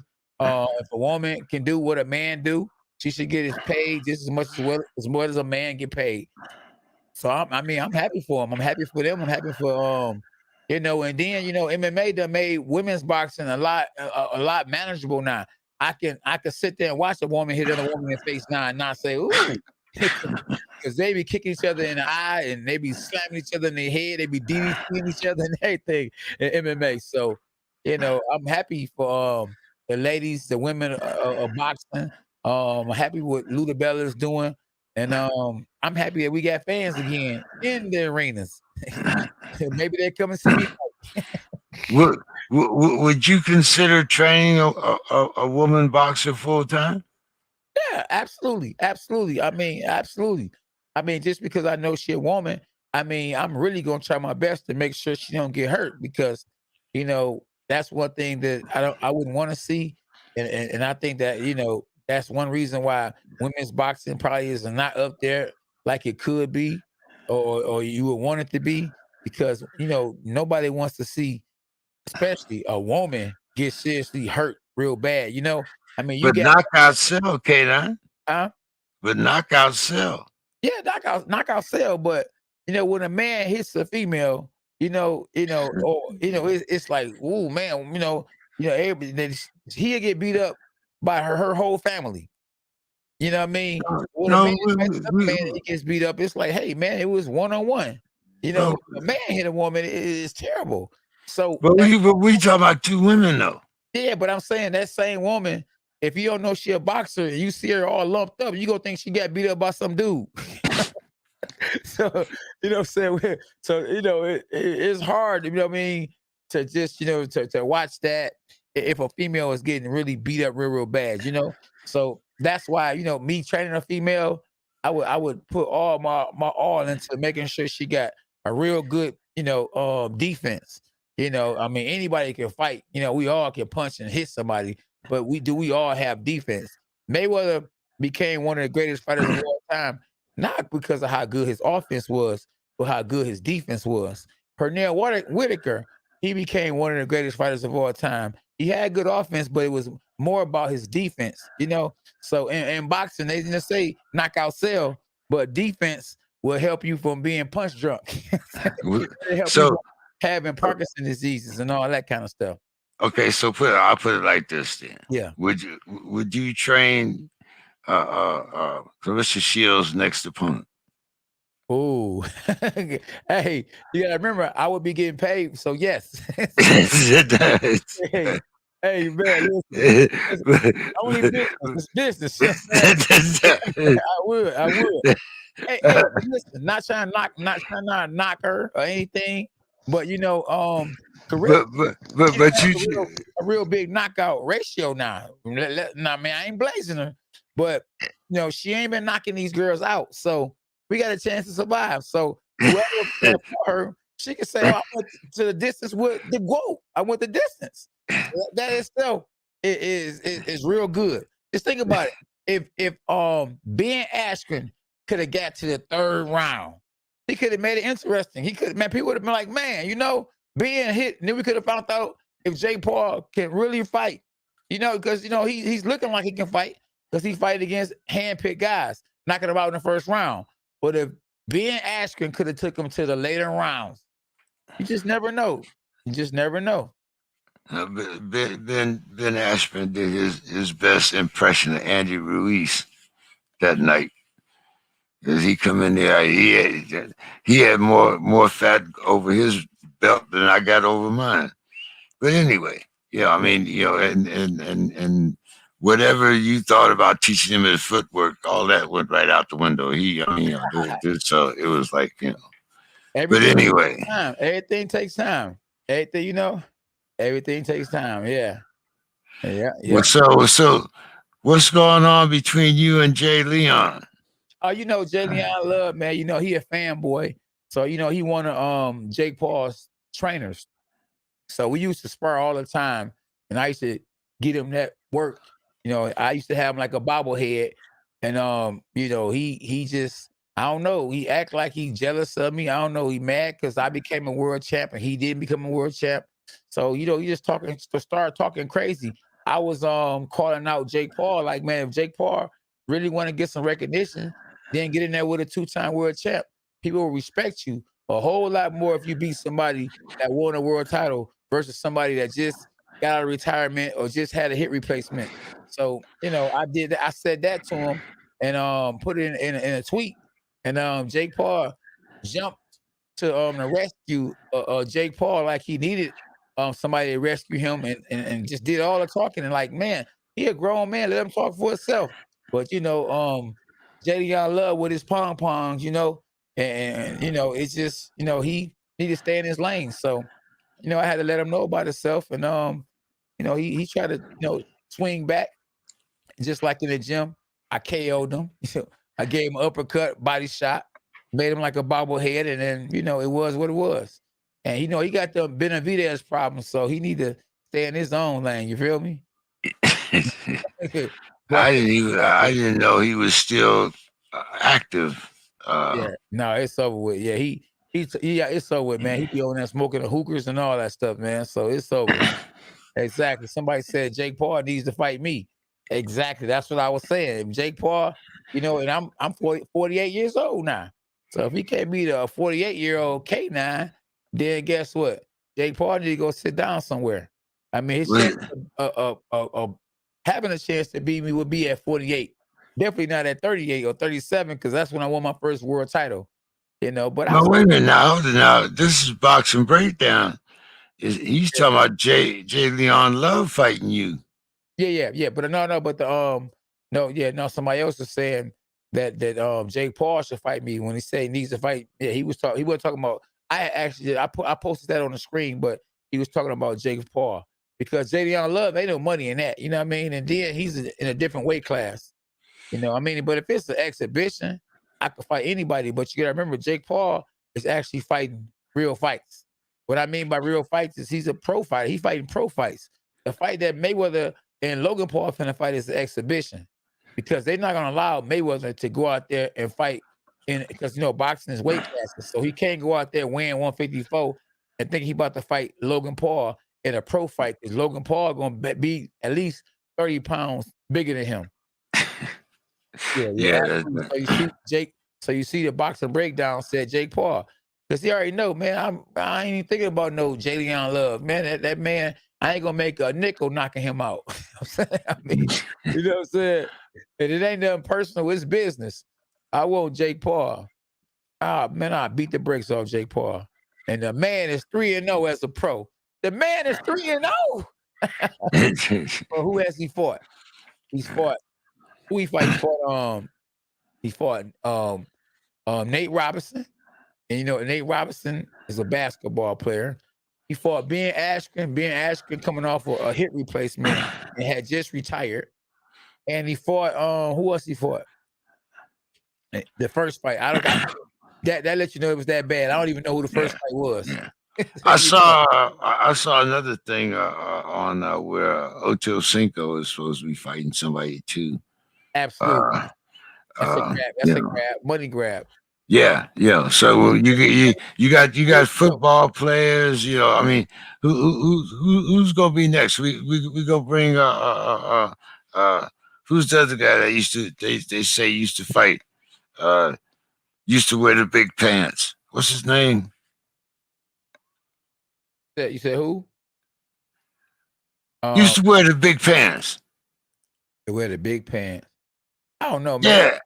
Yeah. You got to remember what I'm talking about. Style. Everybody wore big pants. I don't know who you talking about. He was the rapper. He made the big pants famous. What was his name?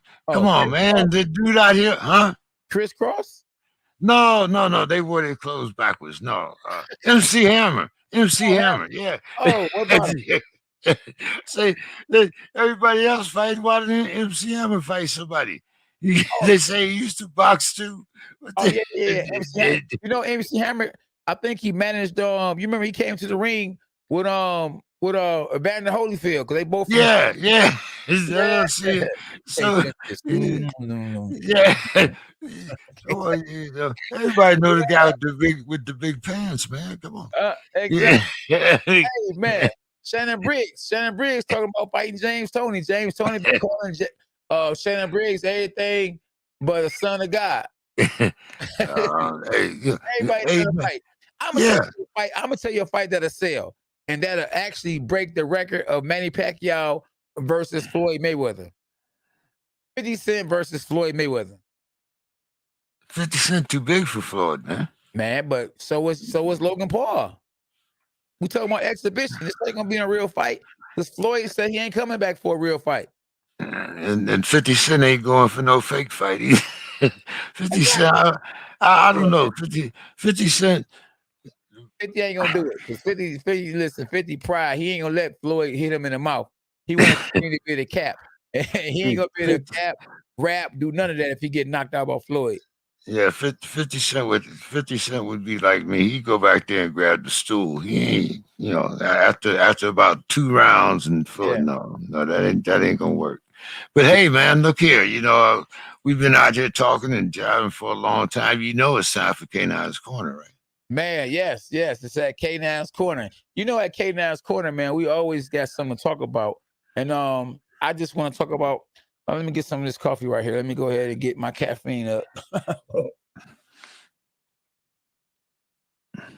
At K9's Corner, I just want to say, man, I am happy. I'm happy. Boxing is getting a lot of shine. You can take a person's hat and guess what? Everybody, their mama talking about it. Everybody, mama. It's on ESPN. It's on every network, every social media. I mean, just a person taking a person's hat. I mean, just think about it. This past weekend, we had a record-breaking record. Canelo had more fans in the stadium in the days of COVID than Julio Cesar Chavez. And it wasn't no hate. Julio Cesar Chavez said, listen, I ain't hating. If it was going to be somebody that break my record, I would want that to be another Mexican. And Canelo didn't hate. Canelo said, listen, I ain't trying to, be the best. Well, you know what I'm saying? You are the best. I look up to you. You're the reason why I do what I do. So I'm just happy that it's a lot of love in the air in the sport of boxing. Man, I'm training everybody and their mama, you know what I'm saying, in the sport of boxing. You know what I mean? I was able to train Ben Askren. Unfortunately, he didn't get the W. You know what I mean? I wish I could have spent more time with him. I wish he would have brought me to the fight, but it gave me opportunity. So is the YouTubers bad for boxing? No, they're actually good for boxing. It gave me opportunity. It gave me a chance to actually get my feet wet a little bit. So I could say, man, I trained, even though he didn't win the fight, I trained a Hall of Famer. Ben Askren, the man is a former world champion in the sport of wrestling in the UFC. So I'm just happy, man, that, we are where we at now. You got, even though it's not a real fight. It's still a fight. You got Floyd Mayweather finna fight against Logan Paul, and I can guarantee you, they're gonna do at least 1,000,000 buys. That's right, at least 1,000,000 buys. Mike Tyson, no matter who he fight next, it's gonna do at least 1,000,000 buys. That's right, at least 1,000,000 buys.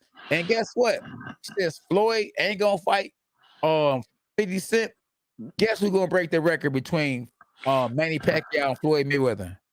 Floyd Mayweather versus Jake Paul. That's right. Floyd Mayweather versus Jake Paul gonna break the record. They're gonna have more pay-per-view buys than anybody in the history of the sport of boxing. And you mark my word. Remember, I said that at K9 Boxing. Today is what? May the what? 10th? May the 11th? I said it May 10th, May 11th, 2021. May 11th. Huh? May 11th. May 11th, 2021. At, let me see what time it is. We're going to get everything right. 10:52 p.m. K9 said that Floyd going to fight Jake Paul. Floyd going to beat Jake Paul. Jake Paul going to go back to the YouTube. He going to retire from boxing, but they going to break the record. That's right. They're going to break the record for more pay-per-view buys than any other fight in the history of boxing. That's right. At K9 Boxing. And JK, when I ain't on a dog pound, you can find me at K9 Boxing on Instagram, Twitter, Facebook, and you can get my merch too. Just go to K9 Boxing and you'll be able to see where my merch is at on Instagram. That's right. And JK, any final words and where can they find you at when you ain't on a dog pound? Well, if I'm not on the dog pound, check me out on Facebook. We also do the weekend wrap. I put up a couple of videos there about Ocho Cinco talking with his boys about his upcoming fight. My final thoughts is, I'm glad to see boxing back on in a major sort of way.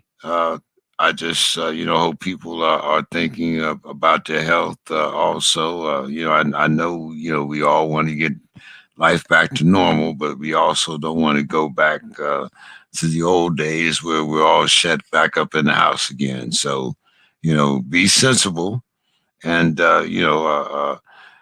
just like you don't drink and drive, hey, be responsible for how you think about your health and other people's health. And that's my final word for tonight.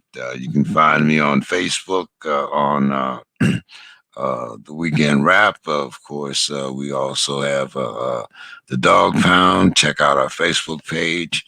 And if you want to talk a little politics, you can catch me on Monday to an Imperfect Union. We talk with a lot of the residents of Milwaukee and right now Minneapolis, St. Paul, where they've been talking about Jake Floyd. But hey, things are getting back to normal. We're starting to have boxing everywhere. We have a fight card this week out of Murfreesboro, Tennessee. We have some other fights coming up in Las Vegas, Showtime pay-per-views, Triller pay-per-views. Hey, get back into the sport of boxing. And K9, don't forget. Yeah. Subscribe, hit that subscribe button, and don't forget to donate. Exactly. Quit being tight. Quit being tight. If you don't give, you won't receive. That's right. And hit the like button because when y'all tapping in, y'all tapping in, but a lot of y'all not, you're not hitting the like button, man. And once you hit the like button, guess what? This show pops up to the head of YouTube, and then people will be able to see, the show. And then they'll be able to tap in and know, oh, we got a show. That's a Dog Pound. Okay. That's JK and K9. That's right. And my wonderful guests and the wonderful fans of the sport of boxing. And don't forget SB and her contribution every week. Hey, man, SB in the building always. Yep. All right, man. Well, hey, I see everybody on the side there is hooked into Facebook. Make sure you keep our lights coming on Facebook. And K9, I'll see you again next week, man. You have a great week. JK. What's coming on Sunday, man? Don't you have some sparring or yes. Oh yeah, we definitely live sparring this Sunday. And remember I told you the big three wasn't this Sunday because it was Mother's Day. So the big three coming to you this Sunday, 6 p.m. The big three. We added something else to the game. Hashtag dogs us. Yeah. All All right. right, my dog. Talk to you next week. All right. Good night, everybody.